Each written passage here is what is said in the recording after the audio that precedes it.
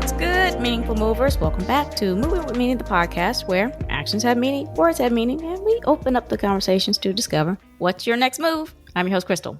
In today's episode, we are going to talk money, honey. It's all about the safety net, but y'all know how it is and what we do. We need to set that theme, so let's go ahead and do that. The word of the day is chemistry.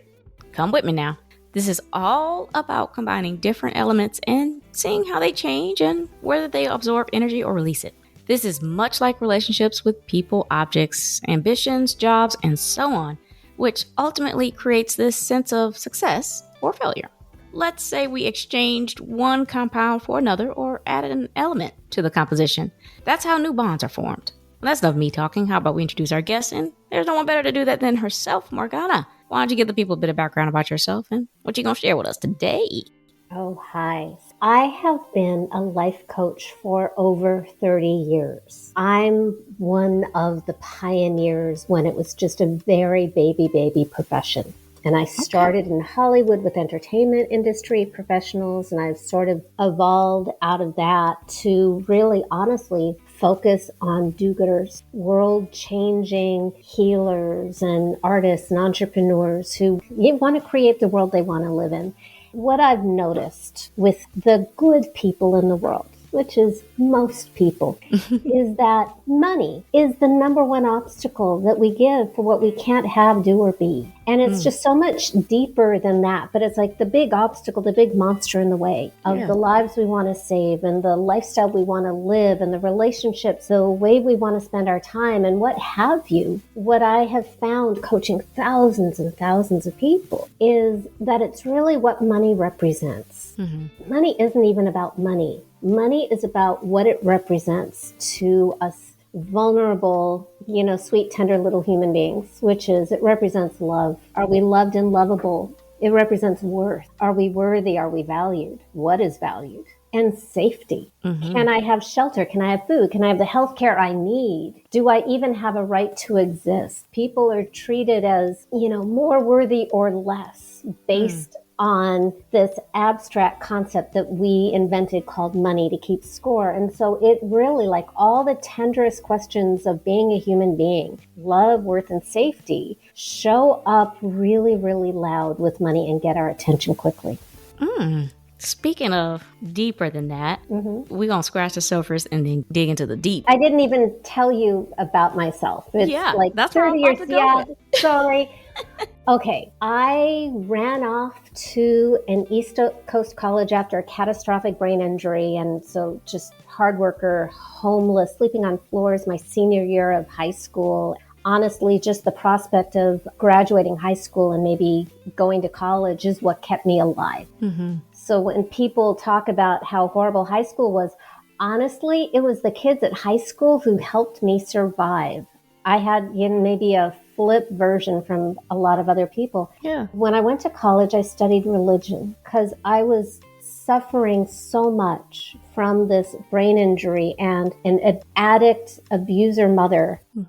And just life was so painful. So I ended up focusing on the Hindu god of death and destruction, Shiva, and then Buddhism, which I found comfort in. So that I ended up, decades later with this coaching practice that is known for my work with money, and I put money in quotation marks, is kind of a big cosmic joke. It wasn't what I sought out. And even coaching money, and my clients have made millions and millions of dollars starting from zip. It's kind of amazing. People facing the abyss, circumstances that make me cringe inside, and seeing people come out on the other side. That's why I do it, because I think money is such an elegant pain door into the inner work of empowerment.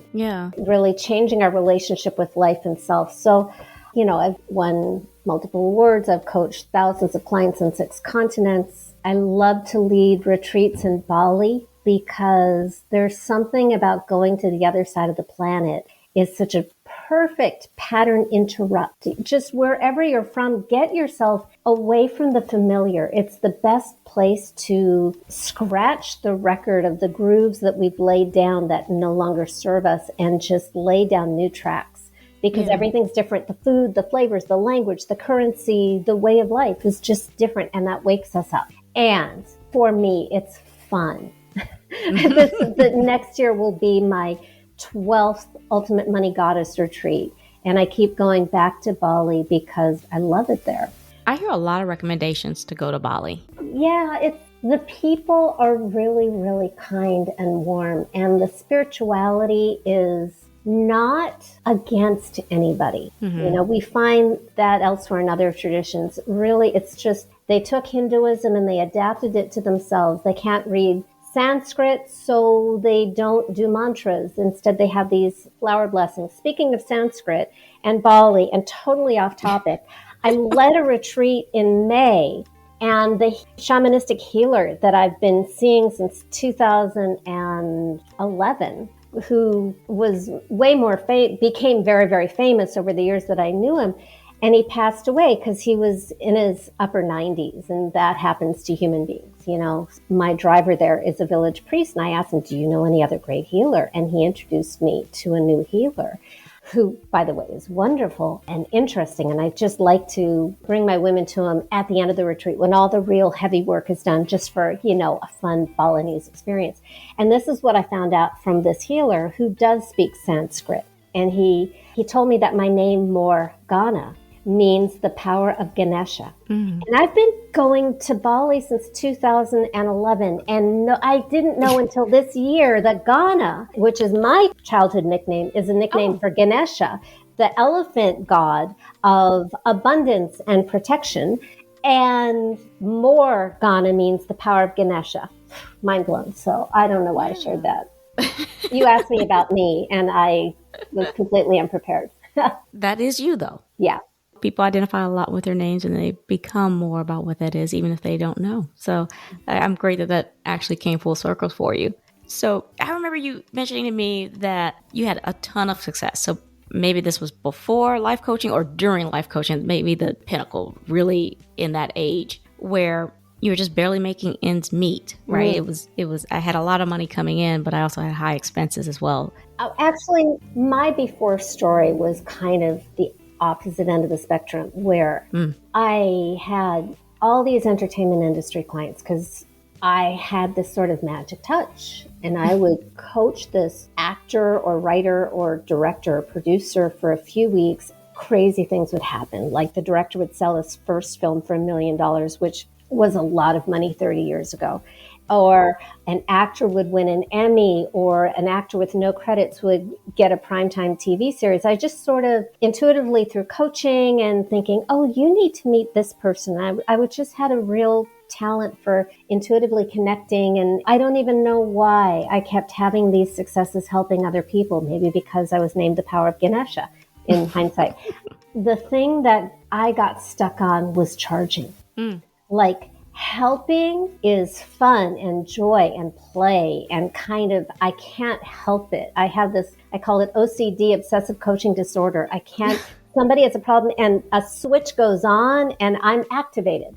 But charging even a little bit was so uncomfortable for me. So I would take classes on marketing, on sales. I had the website, I had the brochures, because back in the olden days, we had these pieces of paper that we would fold into 3 pieces and call brochures. Cards, slogans, and I was public speaking everywhere and radio interviews and all this kind of stuff. And I had people lining up who wanted to hire me. And it was like I had superhuman powers of repulsion, that when they would ask me the magic words, how do you work? Which like 10 years later, I figured out, oh, they don't want to know how I coach. They just want to know what I charge. But it took me a really long time to figure that out. And I would choke. I felt so guilty and so afraid of harming somebody by taking their money. Even if, the results were huge, I would have thoughts like, it isn't spiritual. I would think, well, Jesus didn't charge. Honestly, I don't know. I wasn't there, and I'm Jewish. So why am I even having that thought? So I would take more classes, get more skills, and it didn't matter. I'm the girl who graduated as high school as a National Merit Scholar with a head injury and a coma and like a learning disability, right? Yeah. I've got to the point where I was taking classes that were teaching me how to do what I was already doing really well. And it didn't move the dial. So I am speaking right now. Whoever you are, to the person who has been doing the work, reading the books, taking the classes, working with the coach, whatever it is, and not seeing the results. I'm speaking to you specifically because where I am now, 30 years and thousands of clients later and millions of dollars made later, now I know that when you're doing everything you're supposed to be doing, whether it is making money or finding your soulmate, by the way, I did this in a decade after I did it with money. I did it with love and met my husband 2 months later. We are now celebrating our 10-year anniversary next month in Mexico City. We have been married so far. He says 20, I think it's 26 times. He says 27 times in 21 countries, heading towards 100. So congratulations. Thank you. And I met him when I was 45, never married before. 100%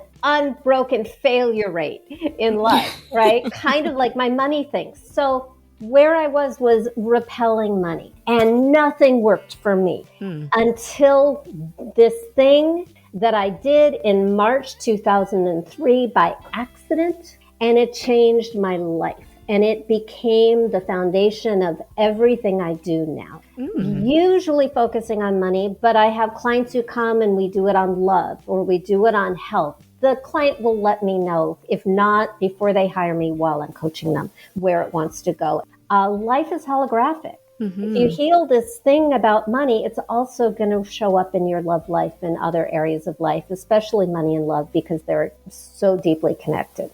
For sure. I think that this change happened to you, like the moment that you realized, oh, I need to do something. There was this moment where you said a coach saved your life. Yeah. And you asked a particular question. Okay. He did, and I'll set the stage. I had taken this class on overcoming sales objections, where they teach you the magic words. When somebody says, oh, I would love to, but I can't afford it, or I don't have time, or whatever.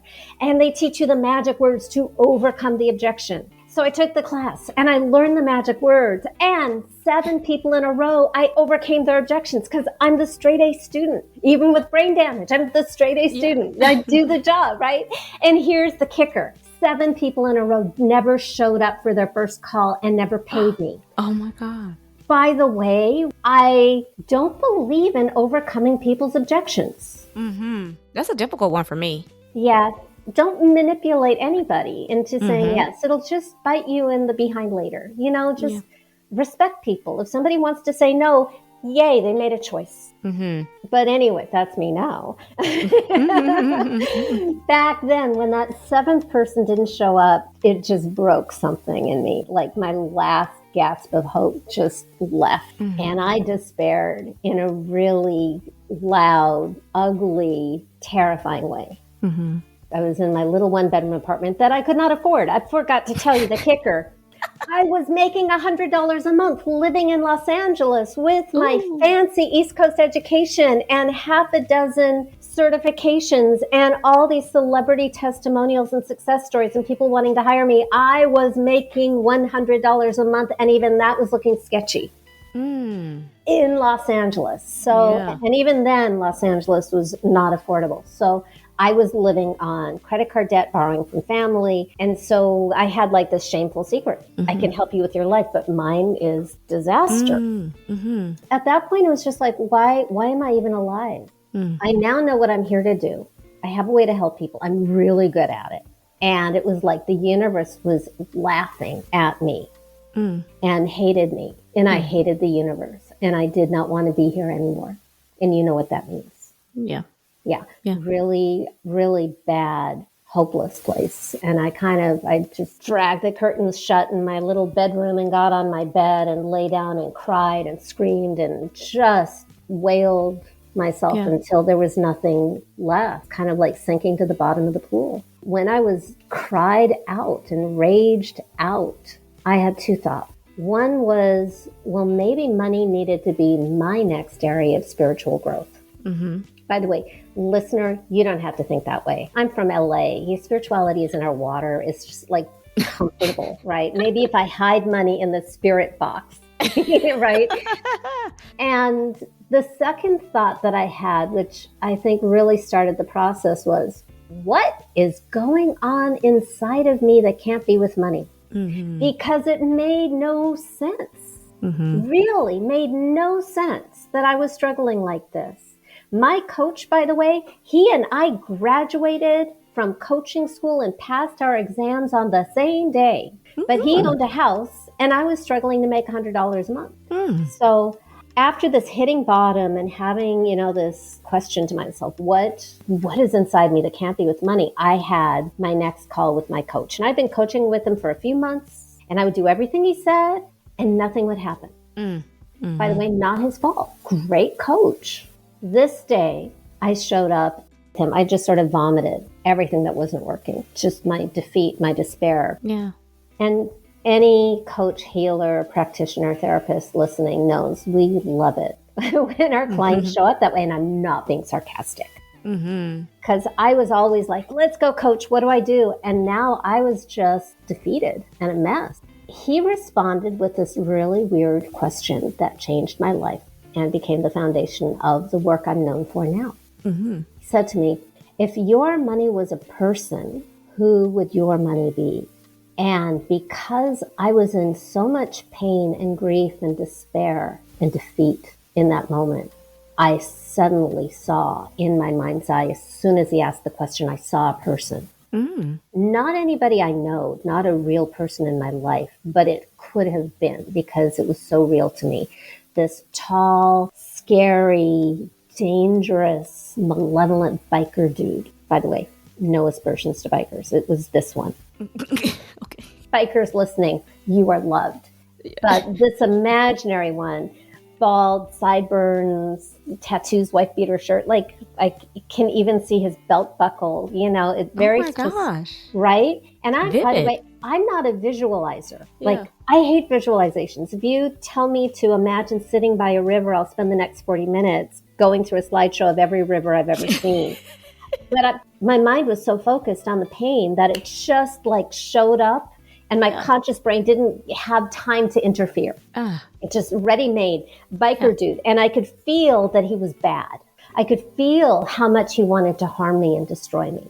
And I had this momentary vision of myself. Imagine myself at a live event, like an outdoor concert or something.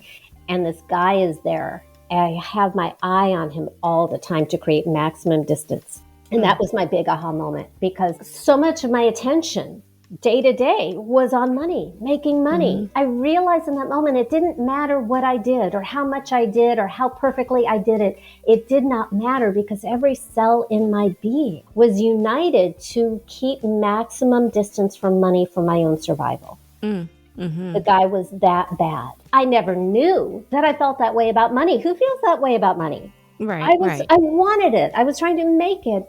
And it suddenly, for the first time, my whole financial situation made sense. I was pushing it away and I had good reasons. And by the way, I really want to stress this. If you are the person and you're doing all the stuff you're supposed to be doing to like lose weight, get healthy, find your soulmate, make money, succeed in your industry, whatever it is, and you're not making progress and it's not making sense. It is my experience, having coached so many thousands of people through this process successfully and seeing the results on the other end, that you are probably protecting yourself from this thing you want and need. And you are not wrong. You are not wrong. You are not crazy. You are not a failure. You are not wrong to want to protect yourself.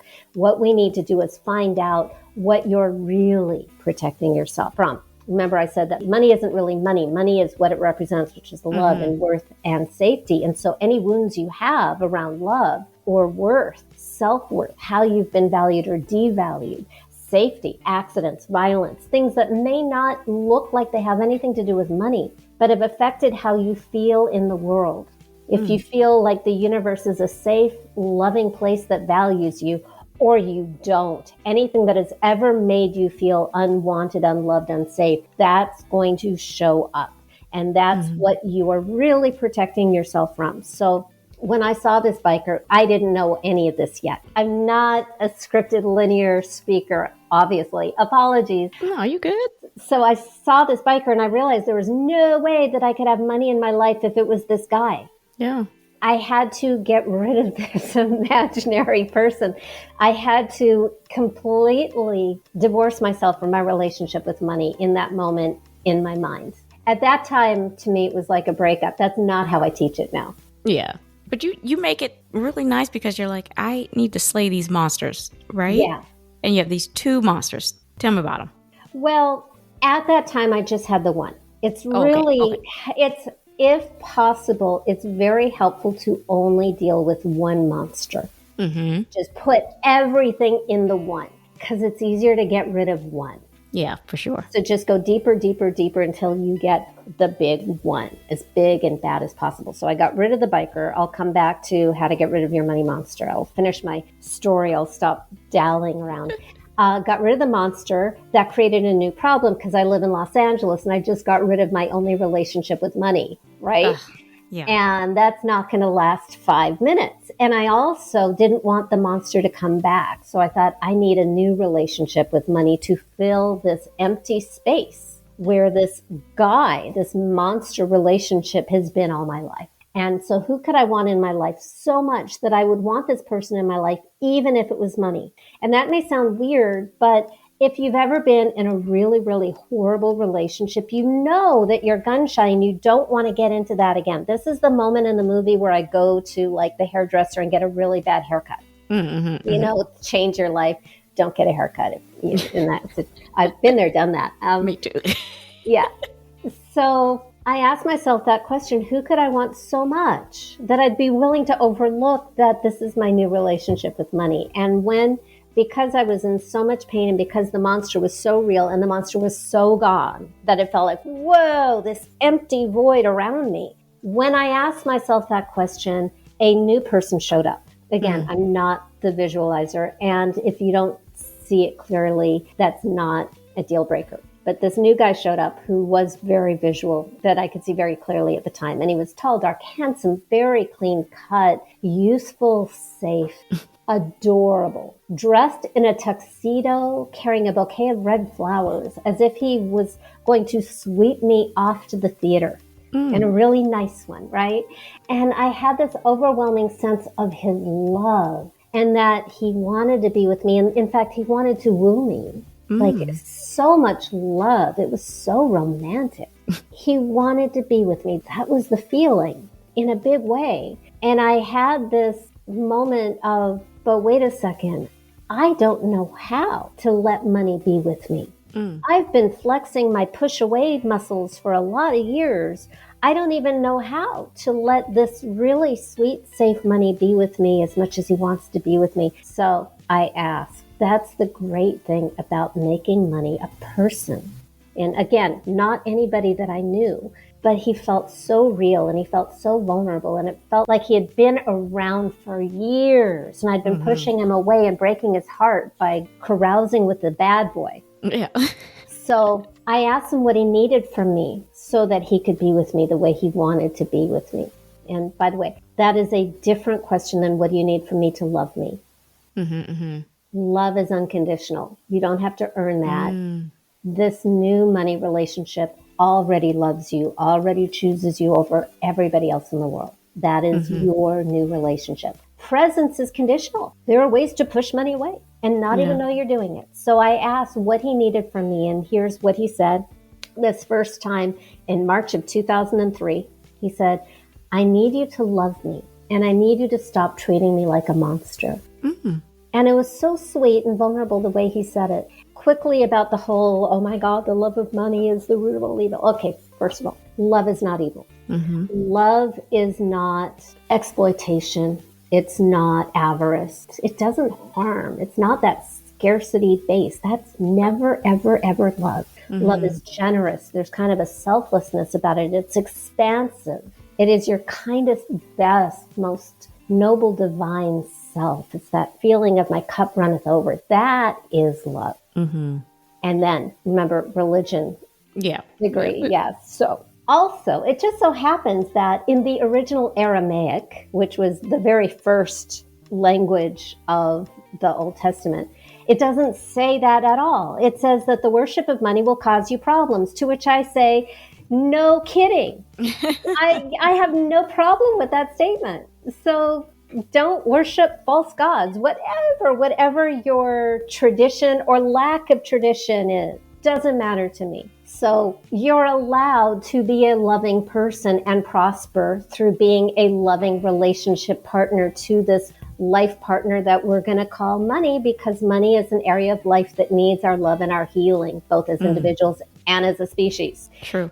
Okay. So finally, he tells me this, and I need you to love me and stop treating me like a monster. So of course, my brain immediately goes to all the times that I choked when people asked me what I charged, and all the ways that I pushed money away without even knowing I was doing it. So I made a commitment to my money honey at that first conversation that next time he brought me a gift, which at that time and still looks like a client, I would say thank you. I wouldn't go, ooh, wrong, whatever. I would say thank you. And so the punchline is, over the next few days, 4 people hired me at double what I'd ever charged before in my life. And they kept coming. It got to be to the point where after a year of just way too many coaching clients, in 2007, I coached over 300 people. I was so burnt out. I was like, never again. And I just, wait lists, group programs. I wrote my best-selling book, and I go on my tiny retreats to Bali, and I work with just a few people really deeply. And then I talk on podcasts and write articles and sell my book to help everybody else. Yeah. Quality over quantity at that point. Yeah. Well, I try to have everything to be quality, but I also want to serve where people are on their path. Sure. A lot, most people are not ready to coach with me one-on-one. And I'm not going to demand that or try that. I've got my book, Financial Alchemy, 12 Months of Magic and Manifestation. You only have to remember the first 2 words, Financial Alchemy. That's what I call my coaching process, and I'll walk you through the 6 steps. But one of my all-time favorite clients ever, she had just done my book, which is a workbook, and was into her 2nd year when she hired me. And she had already had her first $250,000 sales month just doing the book without me before she hired me. So I want transformation to be available for everybody wherever you are. And then if you have a great experience or a breakthrough from my free thing or my low-cost thing, then you're going to be an even better client if you ever want to be my client, because we already figured out that my stuff works with you, right? Yeah. So that's why I like to approach business. Well, that's good. That's good. You talk about setting the stage. So I'm excited to get to this financial alchemy. Tell me about these 6 steps. Okay. I call this alchemy because alchemy is the transmutation of lead into gold, like lead in human experience into spiritual and material gold. So we start with take all your high vibes and positive thinking and put it in like a thick lead box and bury it 30 feet below the ground is where we start. We start with your lead in human experience. Something's not working, so we want to magnify it. That's the first step of alchemy, is we're going to magnify the lead. I don't want 1 foot in lead, 1 foot in gold, because that's like mud and there's no leverage there. What I want to do is like a slingshot, pull you into the low vibe, into the pain, because like a slingshot, it creates the tension that will catapult you into where you want to be and make it stick. So I've already been planting seeds for step number 1 since I opened my mouth 30 hours ago when this podcast began. The first step is uncover the root cause of the problem. And the root cause, whatever the problem is, will always be love, worth, and safety. We're going to focus on money because that's where I'm weirdest. And the millions of dollars my clients have made is really good for my marketing. What does money represent? We're going to start uncovering the root cause of whatever your money drama is, whether it is you don't have enough, whether you have a ton, but you're afraid of losing it. Maybe money gets in the way of love. Maybe it puts a target on your back. Whatever the drama is, a great place to start is if you had a, let's call it dramatic childhood, because parents are our first experience of money. They tell us if we're loved or not, if we're valued or not. They make us feel safe or not. And then after that, other kids, teachers, bosses, coworkers, lovers, events, violence, Yeah. wars, family legacy, Yeah. illnesses, accidents, my car accident, that kind of Mm-hmm. thing. Ladies, if you have an eating disorder, use that. Mm-hmm. That is the ultimate experience of feeling not good enough, not lovable, so much that you want to get rid of part of you. I say that because I had an eating disorder when I was a teenager. Mm-hmm. So you use whatever it is. And if it isn't strong enough, imagine these patterns going after your children. If you're a parent, that will really alarm any parent. That's step one, is like you're building this case against everything that makes the world feel unloving, unsafe, and unwelcoming to you. Step number one, when you get what I call a critical mass of it, and I'm going to qualify that by saying, you do not need to re-traumatize yourself.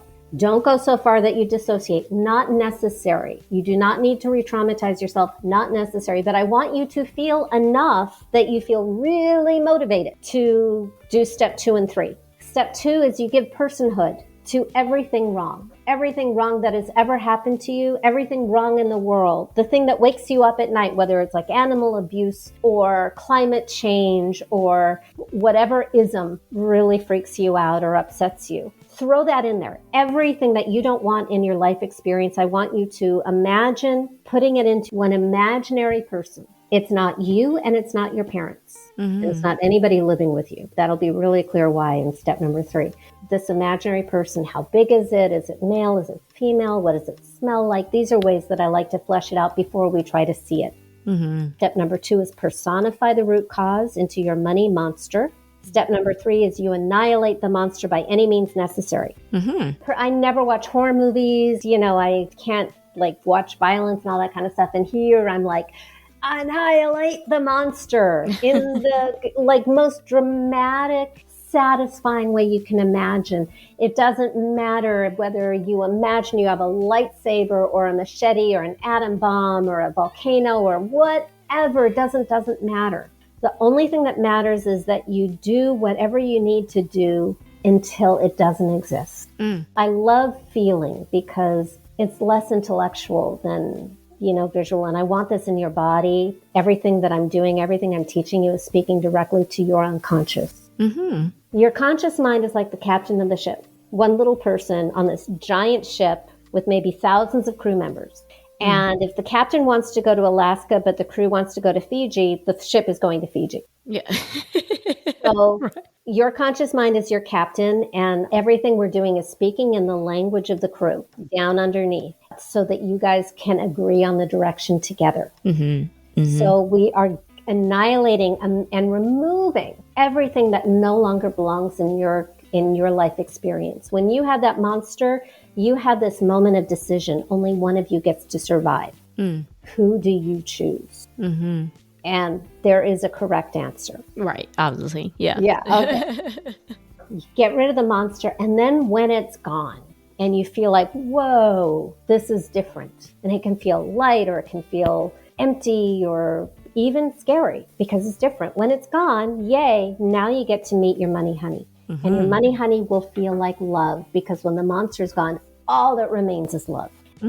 We're going to give this energy of love, personhood also. That's step number 4. You meet your money honey. And what did I say earlier? Your money honey loves you and chooses you over everybody in the world. That is the rule. Step number 5 is now you have a conversation with your money honey. You can steal my question. What do you need from me in order to be with me the way you really want to be with me? And then step number 6 is action. Concrete, measurable action. I could call you next week and ask if you did it. Because everything has been in our head, but we want to make this real. We want real, tangible, physical results. So we want to get it in our body. It's sort of like spell casting 101. This is the ritual part. What action can you take to demonstrate to yourself and your money honey that you're committed to this new, different relationship? And the action may have nothing to do with money. It may be go skating, get a pedicure, or go dancing, or take a French class, or whatever. But what it does is when you come up with the idea and you suggest it to your money honey is an ecstatic yes with excitement and happiness. If your money honey is like, try something else until you get that lit up, happy feeling, and then take the action because you'll feel better about yourself. because you kept your word, and it moves energy. And that's when things start to change.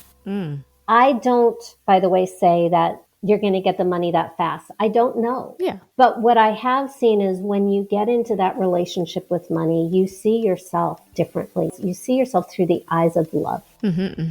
And you and your money honey can take a look at your situation together, like a happily married couple. And when you look at everything through the eyes of your money honey, your own fears and anxieties and neuroses fall away, and you get to see things better. That's when you come up with new solutions, and that's when weird, wonderful synchronicities happen that I can't explain. For sure. I like how deep you went in there. You started off saying it's deeper, but I love how you changed the perspective. You took it from tangible to intangible and brought it back. And like you said, you created a relationship that I think everyone can relate to. You know, I think it's something that can be easily done. It's not something that you have to like really work hard to do because it's so familiar. So it like takes this practice that we do in an everyday life. We're just changing the subject matter. That's all we're doing. Yeah. I want it to feel real. Yeah. A question that comes up a lot, especially with clients who are in romantic relationships, especially good romantic relationships, is, oh my God, I feel like I'm cheating on my partner. And when I hear that, I'm like, oh my God, I love that. Because you're not going to cheat on your human honey with your imaginary friend. There are logistical limitations, right? And you can take all that yummy, lovey energy to your human partner, and your human partner will appreciate it. For sure. Yeah. I like that. You have made this incredibly enjoyable. I've laughed quite a bit in this whole conversation. And I love that. I love the playfulness that we can do with this because I think it makes the message more approachable and it gives it, of course, a relatable aspect to it. Do you have any golden nuggets you want to add some ketchup just to recap for the people? Yeah. Probably something I should have said much earlier, so I get to drop it now, which is change happens at the speed of safety. If something isn't changing, something isn't safe. And that's what this process is all about, is uncover what is not safe and then make what you want safe. Again, whether it's money or it's love or it's a health thing, whatever it is, you get to make your own monster. And you get to get rid of what no longer serves you so that now you can have a all new loving relationship with this area of life that needs your love and healing so that you can move forward without needing to protect yourself, without having that protective counter intention, so that your conscious mind and the unconscious, the captain and the ship are going in the same direction. And that's when things happen really more quickly and bigger than I could ever explain. It's like all that effort that you kept putting in and you weren't seeing any results. It's like it built up behind this protective wall. And when you bring the wall down, stuff can come in. Yeah, I like that. You control the flow. Yeah. Well, that's the episode today. How do you measure success? Is it tied to how much money you make or how much is left after the bills are paid? What about how many people you help? It can be daunting to put a price on success when you haven't even defined what that is. We tend to overlook safety and how much the impact, the drive to make the dollars add up actually end up being one of our greatest expenses. I truly hope that Morgana's holistic approach to financial management created a spark in you today. It's always great to hear different perspectives on achieving fulfillment. I'll tell you what, why don't you share your favorite step of Morgana's Financial Alchemy with the tribe? Heck, maybe 2 or 3. You never know what reaction you'll get. I love it all, and so will someone else. Before I let you go, Morgana, why don't you go ahead and remind the people who you are, where they can find your resources or reach out to you. My name is Morgana Rae, and to make it really easy, my website is morganarae.com, spelled just like on the screen and on the show notes. And that's where you can find my book. You can find my 4-part Money Magnetic video series. And you can also find my Money Love quiz, which is quick, easy, and pain-free. And based on your responses, I will suggest what your next step might be. And I always include free stuff because we all have to start somewhere. And even my blog, hundreds of articles and videos to answer whatever question pops into your mind. That's the mothership, morganarae.com, and I hope to see you there. Ooh, Lots of goodies. I'll make sure to include all of Morgana's resources and connections in the episode description, as well as on my website's resources page, movingwithmeaning.com. Make sure you guys subscribe to the show, Moving With Me in the podcast, and tap that alert bell so you know when these episodes drop. I am on Apple Podcasts, Amazon Music, Spotify, and YouTube Music. Please share, like, repost, and follow. Tag someone. We are creating a community. Quick housekeeping before you go. Follow me on Instagram at movingwithmeaning82 and on Pinterest at Arthur KB Clark. Also, connect with me on LinkedIn. I do dabble in TikTok at Krystal B. Clark. My Etsy store has some handy dandy digital downloads. Lastly, run over to my YouTube channel and have a look or two.